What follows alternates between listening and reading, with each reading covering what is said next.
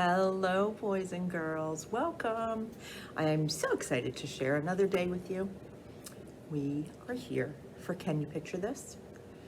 Can you picture this? So if you have not been joining us, I'm going to show you some pictures, and they are clues. And I need your help. So I'm going to ask you to help me figure out what it is these clues are pointing us towards. If you've done this before, you know that you've been super helpful, and I really appreciate that. Are you ready? It's a beautiful sunny day. That's why I had to pull the shades down, because the sun was reflecting off of my glasses, but it's gorgeous out. So I hope you get to enjoy it. All right, are you ready? First picture. What is that? What do you see? This is what? Everyone has seen that before. The other day, we had a lot of it. I even had a few frozen ones that were coming down yesterday. Holy moly. This is rain. Raindrops, and someone has an umbrella, and they're reaching out for the rain. But it's not just rain. Let me show you. Also have this picture. Now, what is that? That looks like someone with, do you know what this is called? A hose. And when you squeeze the handle of the hose, out comes the water. We've got this picture, a person with a hose. We've got the rain. Oh, it's right here. Do you know what that is? That is called what? If you know it, let me hear you. That's called a watering can. So see this? You pour the water in here, and you can fill it up. And then when you tilt it, you can hold it with your little handle. You tilt it, and the water comes out here. So it allows you to pour this water where you need it, right? That's different than the rain. The rain goes everywhere. And our hose, that's got a much wider spray. I'm gonna say that it has something to do with water, right? Something to do with water. I wonder if we are gathering water in a rain bucket. Have you ever seen one of those? They're sometimes at the end of the gutters, and the rain that falls through the gutters will collect in this bucket, and you can use it. Some people use it to water their plants. It could be that they're washing something off. I wonder if they were outside washing a car. Maybe they're outside washing the car. Although the rain would kind of do that. They could be running around jumping in the puddles. We need to do a little more searching to figure out what this might be. Well, the next thing I have is this. What does that look like? You see it? We've got two hands, and in those hands, what do you see? What does that look like to you? Dirt. Does that look like dirt? It does look like dirt. So, is somebody digging in the dirt? So if they were digging in the dirt and they had a hose, what do you make when you add water to dirt besides a mess? Mud. Do you think they're making mud? Are they making mud pies? Ooh, that's fun. I used to do that all the time. Do you make mud pies? Your hands do get dirty. Could be mud pies. Could you be making, puddles? And digging, maybe, could you be digging a swimming pool? Could you imagine, or making a pond? Because if you dug enough dirt out, you'd have a hole. Sort of like when you're at the beach and you dig water, you can, or I'm sorry, when you dig the sand, you can put the water in there. Water or rain and dirt. Good grief. What could that be? Well, let me see what I have here. Well, somebody said the dirt might kind of go like that. So that almost looks like a sandbox. Do you have a sandbox at home? Although a sandbox is usually filled with sand, I guess you could fill it with dirt, right? And play in the dirt. Maybe if you took your trucks out and you had a scoop or a digger and you were playing in the sand, except for the dirt. What could that be? Maybe this almost reminds me of if you go to a playground and you're on the swings or going down the slide. Sometimes they have an area at the bottom that's softer so that you don't get hurt. I wonder if they are making a playground. You would have to dig, and then you could have a softer ground with the dirt kind of in that type of an area. If it rains, you can go to the playground still, right? I mean, the swings will still be there. I don't know. I have one more clue to show you. All right, let's see. And, ooh, what? What is this? Started to fold it. I want you to be able to see it. Do you see those items? Or maybe I go like that or like that. I guess it doesn't matter. These look like things that you could use in the dirt, don't you think? So this is a little pointy and you could dig into the dirt.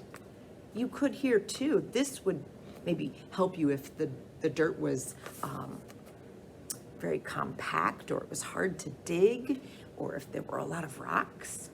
This one I think you could use if it was just softer dirt, or maybe here if you're trying to get through the grass.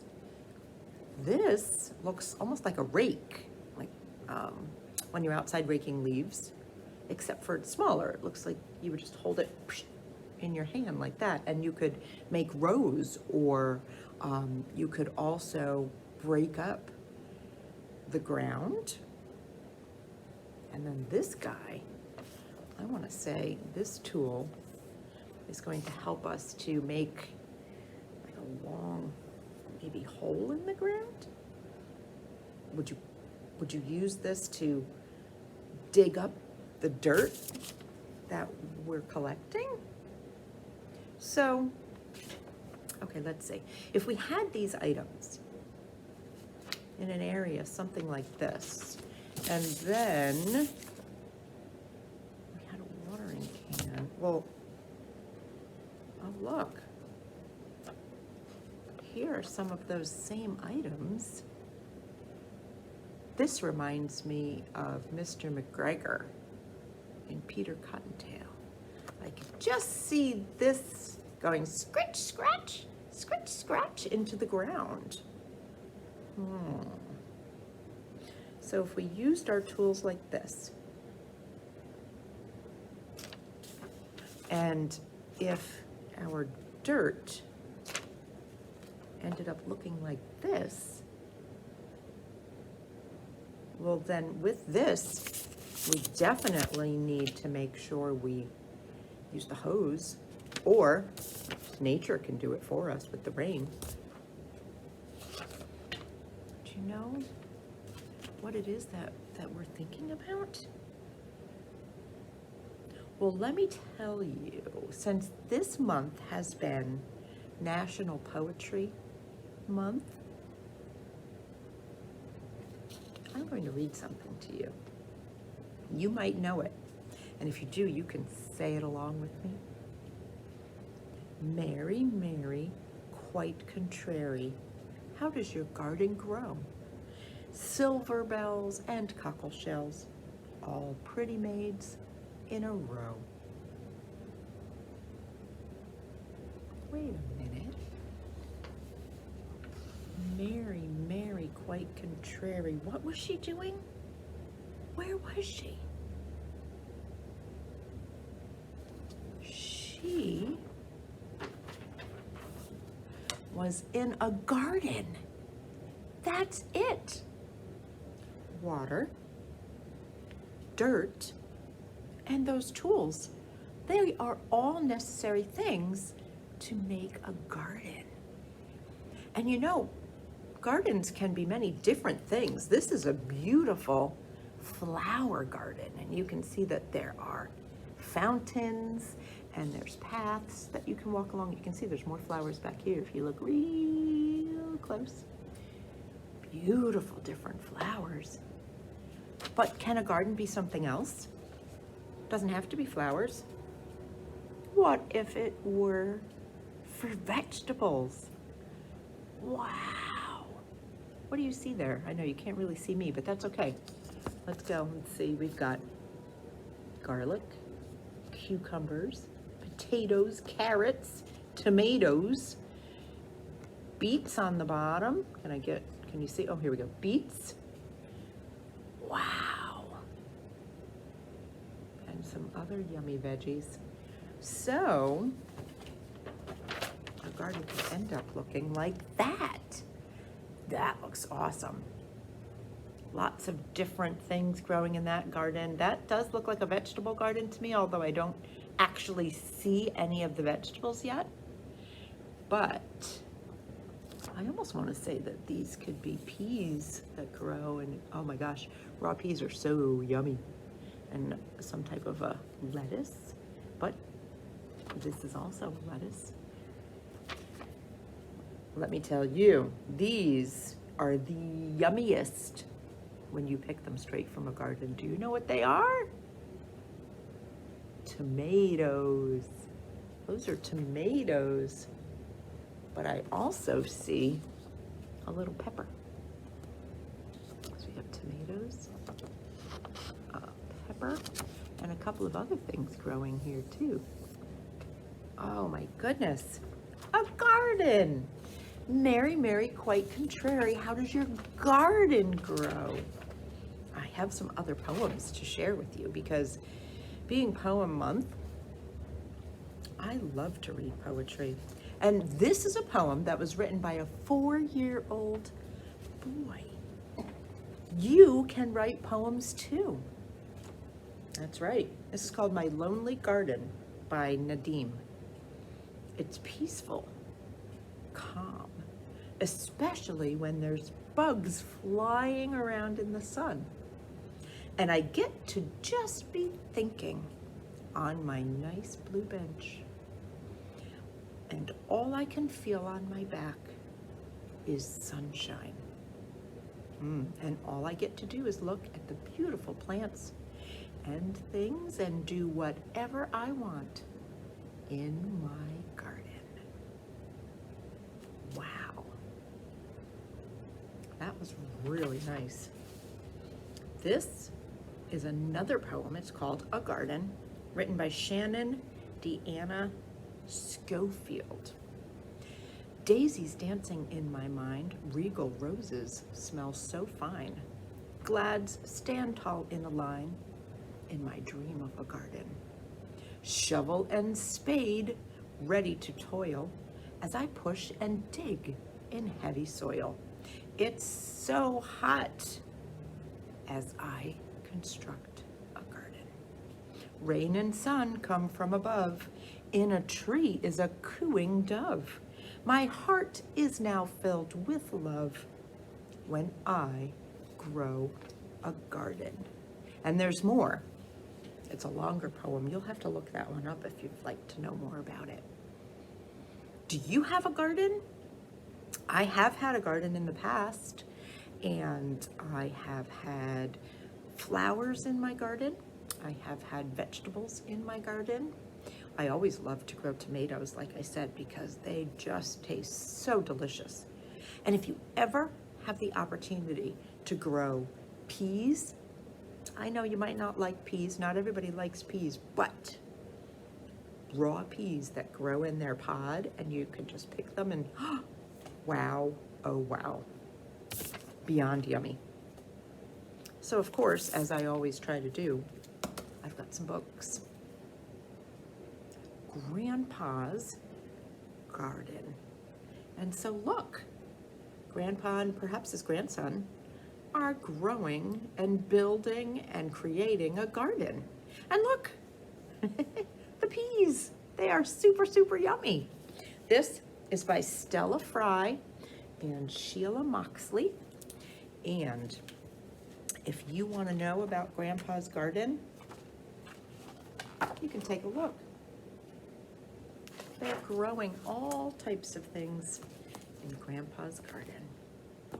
Another super story. Now this might be for some older children who are able to read chapter books, or you can have a parent or an older sibling or anyone else that likes to read, maybe read it to you. This is a classic, The Secret Garden.